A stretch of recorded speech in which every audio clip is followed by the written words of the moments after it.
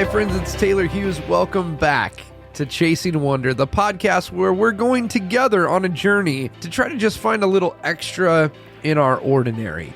This week for me has been really fun. I have a little tough shed in my backyard, and we'll talk about this a little more in depth on a future episode of the show. But a few years ago, I was looking for a place just to be creative and to work and to be close to home, but not at home. Those of you that work from home, in fact, nowadays, most of us are working from home.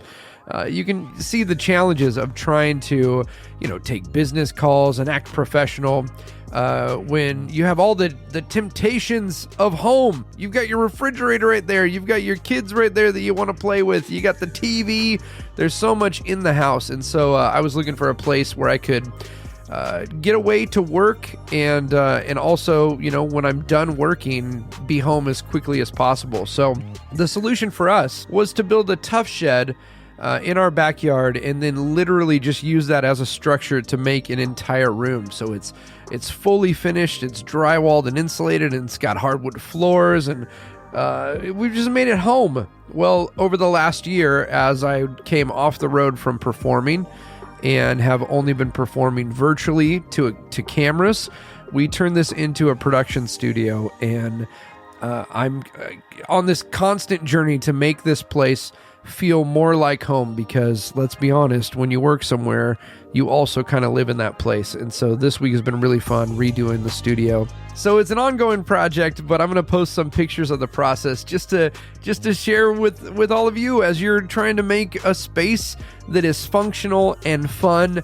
And let's be real, as adults, it's important for us to play, and we all need playgrounds. So I'll post some pictures over on Instagram at Magic Storyteller. You can follow along there. Also, you can send me a message. I'd love to hear how you're chasing wonder. Is there a project that you have right now or something you're really excited about? I would love to hear about that. You can drop me a direct message over at Instagram, or if you'd like to leave us an audio recording of your wonderful moment that you experienced this week, something amazing that happened, something incredible, something encouraging, 30 seconds, 60 seconds, leave it for us over at our Wonder Hotline, 323-524-7456. Again, 323-524-7456.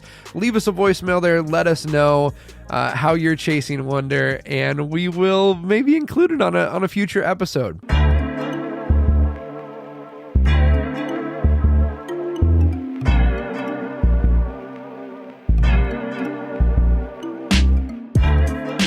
If you caught the show last week, we talked all about how movies were my babysitter as a kid, and these amazing adventure movies like Goonies and Back to the Future and all these cool stories of young people just going on these epic quests.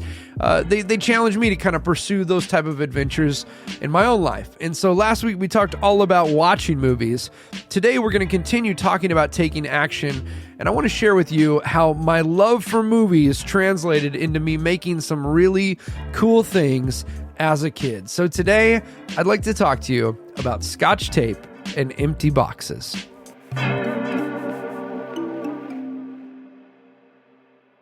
When I was a kid, I was obsessed with prop making.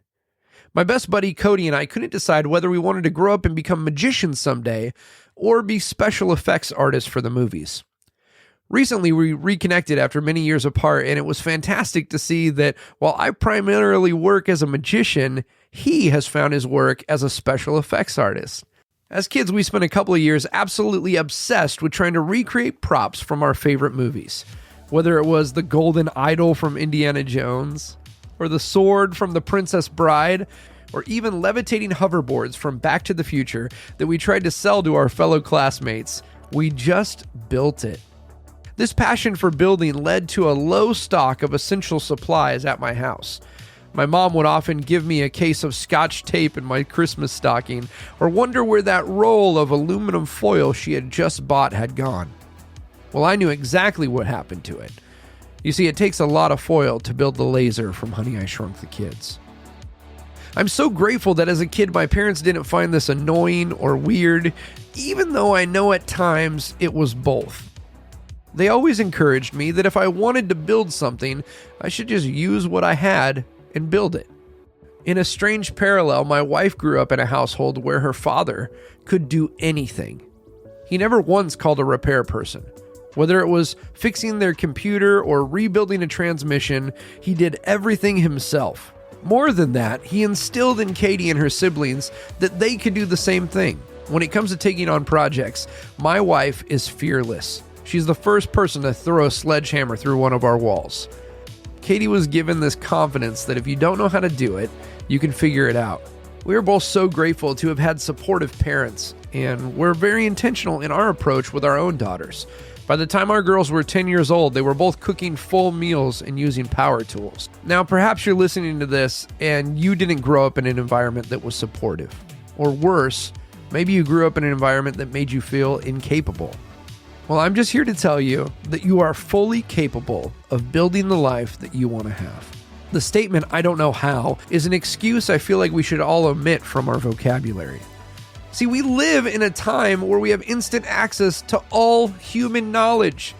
Friends, if you don't know how to do something, not only is there someone else who's already done it, but chances are they've already filmed, edited, and uploaded a tutorial to YouTube that will walk you through it step by step. The biggest thing that is holding you back from doing what you want to do is not a lack of resources. It is a lack of action.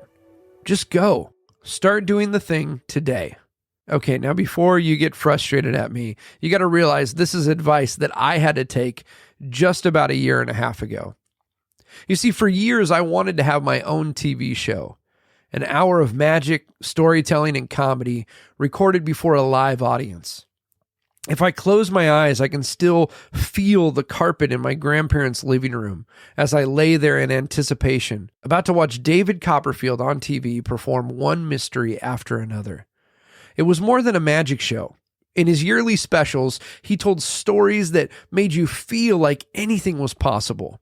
A few years later, I saw a gentleman named Harry Anderson, an amazing magician and actor who's probably most known for his portrayal of the judge on the TV show Night Court. His TV special, Hello Sucker, sealed the deal for me. I told myself, someday I want to do that. This word someday is a killer of many great pieces of art.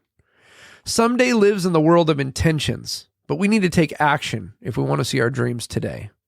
I was 5 years old when Hello Sucker came out, and 33 years later, I was still saying, someday I want to make a show like that.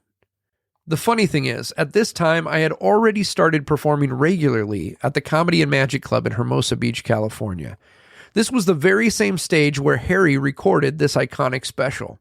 And every time I stood on that stage to perform, I thought, I really should get around to making that special. It took one breakfast with a very bold friend to kick me out of someday and into action.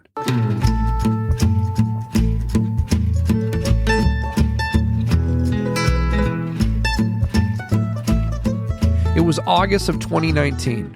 I was in Nashville, Tennessee, and I had just started a week of shows at a great little venue called House of Cards, a magic speakeasy in the basement of the Johnny Cash Museum. Our friends Vance and Chelsea had just come to town and they met me for breakfast the next morning. That day, Vance asked me a question that still echoes in my head. What is something you know you need to do, but you haven't done? I knew just the answer. Without skipping a beat, I jumped into my pitch of the special. I painted a great picture. After all, I had been thinking about doing this someday for 30 years. When I got to the crescendo of what I thought this show could look like, etc., Vance interrupted me. And in the kindest, most direct way, he said, "Bro, you told me the same idea last year. So when are you going to do it?" I immediately went into excuse mode, saying how I was too busy with travel, etc. Vance then took out his phone and asked me when the next free week on my calendar was. Well, I guess the first week of January. He said, "Done." Then he booked a plane ticket to ensure I didn't back out. It was because I made a commitment to a date and to Vance that the special got made. Now, granted, I had never made a TV show before, and I didn't know what to do, but that didn't matter. I put a date on the calendar, and that got the ball rolling. What I found out next was that the details just started to line up. It was a ton of work, a ton of money, and a lot of stress. But it was also one of the most wonderful projects I've ever done. If he didn't book that flight, I might still be talking about someday. But because we both took action It's now exactly a year later from us filming that show, and you can see it right now on Amazon Prime. In fact, as I sat down to record this podcast today, we just completed a distribution deal that's going to take this passion project all over the world. So as we come to the end of today's episode, I want to leave you with this question. And it's the same question that Vance asked me. What is one thing that you've known you need to do, but you just haven't done it? Do you have something in mind? Whatever it is you need to do, no matter how big or small, if you want to get started, just take the first step today. Whether you want to change a garbage disposal or write a screenplay, there is an amazing amount of people and resources within reach to help you. You just have to make the commitment that it is going to get done, and then take the first step. I encourage you right now to speak life into that project. Put a deadline on the calendar. The very thought might bring up anxiety, but that's okay. Just use it for fuel and get started. I would love to hear what it is that's on your mind. What is that thing that you know you need to do, but you haven't done? Go ahead and leave me a message. You can direct message me over on Instagram at Magic Storyteller, or leave us a short voicemail telling us what it is that you know you need to do, but you haven't done. You can leave that at 323-524-7456. Again, it's 323-524-7456. Leave us a voicemail, and who knows, we might even feature it on a future episode. And if you haven't shared Chasing Wonder with a family member or a friend, I encourage you to do so. It's available right now on Amazon Prime. If you're a Prime member, you can watch it absolutely for free. And if you have seen the show and haven't left a review yet, please leave a review there. Let people know what you think about the show. It means a ton. And until I see you next time, friends, keep chasing wonder.